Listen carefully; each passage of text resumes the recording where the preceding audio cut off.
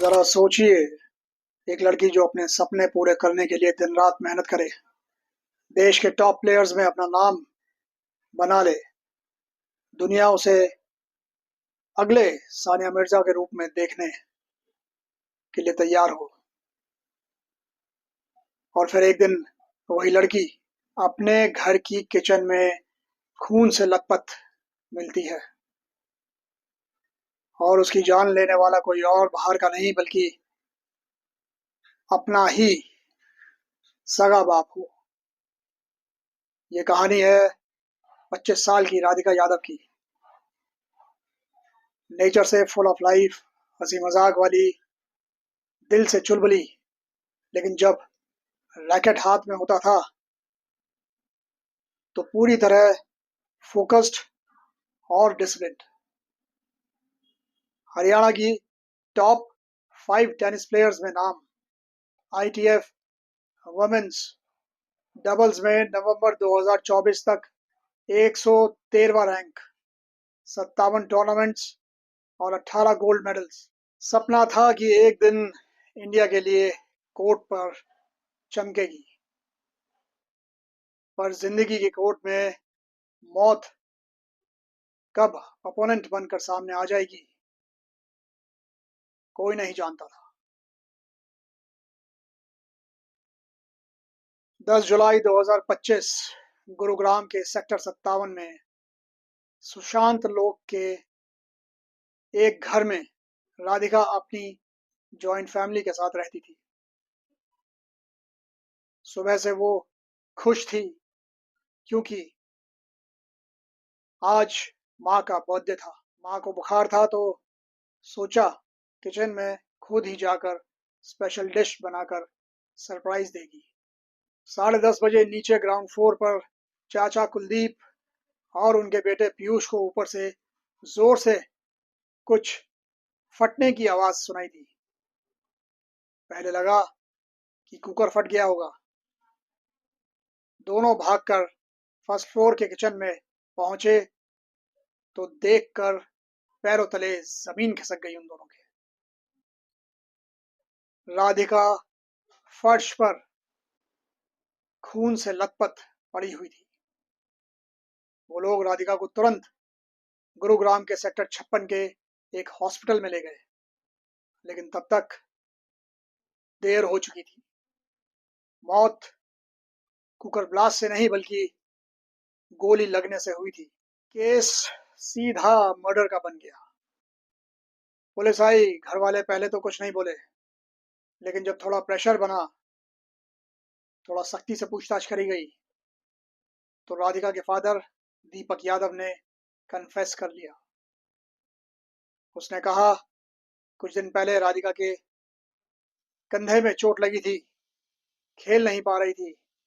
उसने अपनी एकेडमी खोली थी, बच्चों को कोचिंग दे रही थी वो। मैं जब गांव दूध लेने जाता था तो लोग मुझे ताना देते थे, कहते थे कि तू बेटी की कमाई खाता है। वो लोग राधिका के करेक्टर पर उंगली उठाते थे। मैंने राधिका को कहा था कि एकेडमी बंद कर दो, और उसने मना कर दिया। उसने मेरी बात नहीं मानी। मैं टेंशन में रहने लगा था, मेरी इज्जत को चोट लग रही थी। 10 जुलाई वाले दिन मैंने लाइसेंसी रिवॉल्वर ली, और जब राधिका किचन में खाना बना रही थी तो पीछे से मैंने उसकी कमर में गोलियां मार दी। पर राधिका के कत्ल की वजह उतनी सीधी नहीं लगी थी पुलिस को।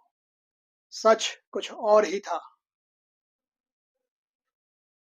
दीपक यादव एक सक्सेसफुल बिल्डर था। अच्छी फाइनेंशियल पोजीशन थी, लाखों में मंथली रेंटल इनकम आती थी दीपक को। उसने अपनी बेटी राधिका को एक प्रीमियम स्कूल में पढ़ाया लिखाया, छोटी उम्र से ही टेनिस खेलने को एनकरेज किया। खुद टूर्नामेंट और प्रैक्टिस में हमेशा राधिका के साथ वो जाता था, राधिका के साथ रहता था। अगर कपड़ों करियर या सोसाइटी के तानों का इतना ही प्रॉब्लम होता तो शुरू से ही टेनिस खेलने नहीं देता वो उसको। वजीराबाद गांव में पुलिस ने 20 से ज्यादा लोगों को पूछताछ किया, इंक्वायर किया। किसी ने नहीं कहा कि उन्होंने ऐसे ताने या ऐसी बातें दीपक को बोली थी। फिर इंटरनेट पर एक कॉन्स्पिरेसी थ्योरी चली लव जिहाद की, क्योंकि जून 2024 में रिलीज हुए एक म्यूजिक वीडियो जिसका नाम कारवा था, उसमें राधिका ने एक्टर सिंगर इनाम उल हक के साथ काम किया था। लोगों ने बिना प्रूफ के कहना शुरू कर दिया कि दीपक ने इंटरफेथ अफेयर के चक्कर में इज्जत बचाने के लिए अपनी बेटी को मौत के घाट उतार दिया। रियलिटी तो ये थी कि म्यूजिक वीडियो फैमिली की परमिशन से हुआ। राधिका की माँ सेट पर हमेशा मौजूद रहती थी। गाने में कुछ भी वल्गर नहीं था। दीपक को गाना पसंद भी आया था। इनाम और राधिका का कनेक्शन सिर्फ एक प्रोफेशनल कनेक्शन था। पुलिस को कोई एविडेंस नहीं मिला जो एक लव जिहाद का एंगल प्रूव कर सके। कन्फेशन में 3 वजह दी गई: बेटी की कमाई खाना, एकेडमी बंद करने को बोलना, बेटी के करेक्टर पर गांव वालों के सवाल। शायद कुछ लोग टेनिस के शॉर्ट ड्रेस पर टिप्पणी करने लगे थे,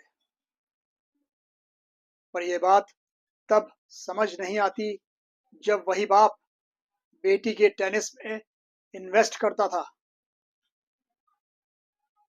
पूरा कोर्ट, टेनिस कोर्ट उसने किराए पे ले लिया था, सिर्फ राधिका का कैरियर बनाने के लिए। इन्वेस्टिगेटर्स के हिसाब से ये प्री प्लान्ड मर्डर था। उस दिन दीपक ने अपने बेटे धीरज को दूध लाने घर से बाहर भेज दिया, जबकि ये काम खुद रोजाना दीपक करता था। माँ ने भी कुछ नहीं कहा, जो थोड़ा स्ट्रेंज लग रहा था। पोस्टमार्टम में पता चला कि राधिका को गोली पीछे से नहीं बल्कि सामने से लगी थी, जबकि कन्फेशन में दीपक ने बोला था कि उसने राधिका को पीछे से गोलियां मारी हैं। दीपक ने झूठ इसलिए बोला कि सबको लगे कि ये प्री प्लान्ड हत्या थी, ताकि दीपक को फांसी की सजा मिल सके, मतलब मैक्सिमम पनिशमेंट मिल सके। अरेस्ट के बाद ही दीपक ने बोला, मैंने कन्यावध कर दिया है, मुझे फांसी दे दो। रियलिटी जबकि ये थी कि दीपक ने गुस्से में राधिका को सामने से 4 गोलियां मारी। इंसिडेंट से 2 हफ्ते पहले घर का माहौल बदल गया था। राधिका अपने फादर के साथ नहीं बल्कि सिर्फ अपनी माँ के साथ अकेडमी जा रही थी। उसकी दोस्त हिमांशिका ने बताया कि घर पर बहुत ज्यादा रेस्ट्रिक्शंस थे राधिका पे। हर चीज का एक्सप्लेनेशन देना पड़ता था राधिका को। वीडियो कॉल पे भी दिखाना पड़ता था कि वो किससे बात कर रही है। जरा सुनिए क्या बताया हिमांशिका ने अपने बयान में। इस वीडियो को देखिए। मेरा नाम हिमांशिका सिंह है। राधिका यादव मेरी बेस्ट फ्रेंड थी। हम पिछले 8-10 साल से बहुत क्लोज थे and I just lost her. मुझे लगा नहीं था कि मैं इस चीज के बारे में इतनी जल्दी बात करूंगी, बट मेरे पास कोई और चॉइस नहीं है। कल ही मैं उसकी बॉडी देख कर आई हूँ। इस वीडियो का सोल पर्पस यही है कि तुम सब जान पाओ कि राधिका कौन थी। राधिका यादव एक इंटरनेशनल लेवल टेनिस प्लेयर थी। वो मेरी बहुत अच्छी दोस्त थी। बहुत ज्यादा काइंड सोल थी। वो बहुत स्वीट थी, बहुत ज्यादा इनोसेंट थी एंड वो पिछले 18 साल से टेनिस परस्यू कर रही थी। उसको फोटोज क्लिक करवाना और वीडियोस वगैरह बनाना बहुत ज्यादा पसंद था। वो जो एक कमर्शियल वीडियो उसकी चल रही है वो एक बस नॉर्मल म्यूजिक वीडियो थी जो उसने आई गेस 1-1.5 साल पहले शूट करी थी, एंड उसके खुद के फादर ने उसे ड्रॉप करा था। उसके अलावा भी उसके काफी ज्यादा शूट्स थे, एंड फिर धीरे धीरे करके वो सब चीजें बंद हो गई बिकॉज उसके पेरेंट्स बहुत ज्यादा वो बहुत ज्यादा ऐसे थे कि लोग क्या कहेंगे। उनके पास हमेशा से ही सोसाइटल प्रेशर बहुत ज्यादा था, और वो हमेशा से ही ऑर्थोडॉक्स थे, मतलब वो रोका टोकी हर चीज में रहती थी। मतलब मैं और राधिका, हमने I think we started playing in back 2012 या 13 में। हम साथ में ट्रैवल भी करते थे, हमने आपस में भी बहुत सारे मैचेस खेले हैं। तो मतलब मैंने उसे देखा नहीं है कि किसी से ज्यादा बात करते हुए, हमेशा देखा है कि वो अपने पेरेंट्स के साथ ही रहती है। एंड लव जिहाद के बारे में बात हो रही है, आपके पास कोई किसी के पास कुछ प्रूफ क्यों नहीं है? लव जिहाद, वो किसी से बात भी नहीं करती थी, उसके घर पे इतनी ज्यादा रिस्ट्रिक्शंस थी, बट वो बहुत टाइम से ना अपने घर पे सफर कर रही थी बहुत ज्यादा। उसको ना घर पे बहुत ज्यादा घुटन महसूस होती थी, क्योंकि ऐसे कौन ही रहना चाहेगा यार, हर चीज का एक्सप्लेन करते रहना कि क्यों कर रहे हैं, क्या कर रहे हैं, किससे बात कर रहे हो। आई रिमेम्बर वीडियो कॉल्स पे भी उसको दिखाना पड़ता था कि अभी देखो हिमांशिका से मेरी बात हो रही है। मैं उसके घर पे भी विजिट करती थी, तो उसकी एकेडमी उसके घर से हार्डली 50 मीटर्स दूर थी, बट फिर भी उसको घर पे आने का एक टाइम था कि इससे लेट नहीं हो सकते हैं। 50 मिनट इतना है कि आप घर से उसकी एकेडमी देख सकते हो, जहाँ पे उसने कोचिंग स्टार्ट करी थी। एज अ कोच वो बहुत अच्छी थी, उसके सारे स्टूडेंट्स को वो पसंद थी। अक्टूबर 2024 में राधिका ने अपने कोच अजय यादव को भी मैसेज किया था कि वो कुछ टाइम के लिए ऑस्ट्रेलिया या दुबई शिफ्ट होकर इंडिपेंडेंट रहना चाहती थी, थोड़ा लाइफ एंजॉय करना चाहती थी, क्योंकि घर पे बहुत ज़्यादा रेस्ट्रिक्शंस है और उसका दम घुटता है। कोच के हिसाब से दीपक का ऑब्सेशन राधिका के टेनिस कैरियर के लिए राधिका से भी ज़्यादा था। राधिका शायद टेनिस के अलावा और चीज़ें एक्सप्लोर करना चाहती थी, पर उसकी आज़ादी एक कंडीशनल रोप से बंधी हुई थी।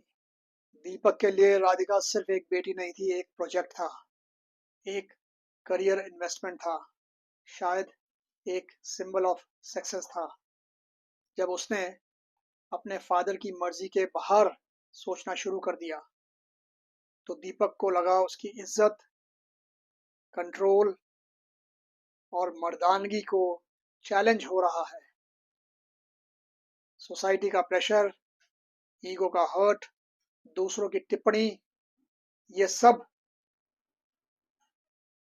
मिलाकर उसका गुस्सा राधिका पर निकल गया।